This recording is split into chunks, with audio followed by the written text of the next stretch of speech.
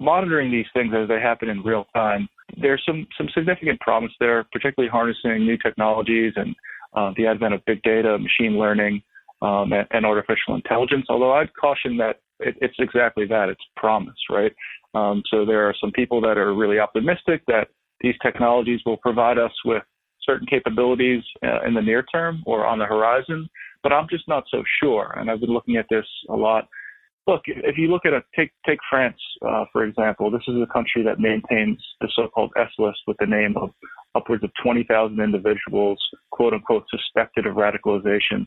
And I think to myself, okay, how do you weight or rank, these individuals? What's the difference between who's number 3 on that list and who's number 18,274?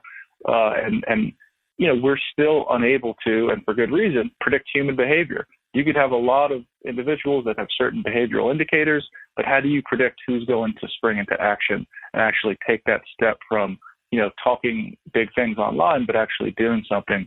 That's a bit more minority report. And I think there's a lot of obstacles, not only technical challenges, but issues surrounding privacy and other issues that we just haven't kind of ironed out yet. And for good reason. This is a really difficult challenge.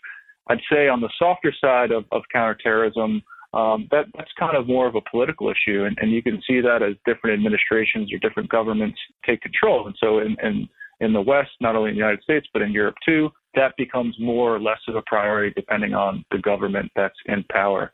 And there I'm talking really just about allocating resources, because these are finite resources, to more kinetic activities in counterterrorism versus, things like terrorism prevention efforts or countering violent extremism efforts, whatever you want to call them. Even that term itself is somewhat politically loaded, in terms of how much we allocate toward diplomacy and soft power efforts, how much we dedicate toward humanitarian assistance and foreign aid. And then finally, I think, I'd be remiss if I didn't mention, and this is obvious to anyone that listens to your show or anyone that frankly reads a newspaper, the threat extends far beyond the threat of Salafi jihadism. We've got a threat from right-wing extremism or violent white supremacy that's impossible to ignore. And so how do you figure out where to allocate resources and how to kind of bolster counterterrorism policy efforts toward the threat that is not only in front of your face, but where the threat's going in the future? And this is hard work. So it's easier for me to sit up here and Monday morning quarterback and say, you should have done this, you should have done that. I'm trying to be part of the solution, and that's part of what my research is geared toward, is identifying threats and laying out these problems. And, where I can, of course, being very cognizant of difficulty and trying to remain modest in doing so, offering policy recommendations that I hope can be helpful.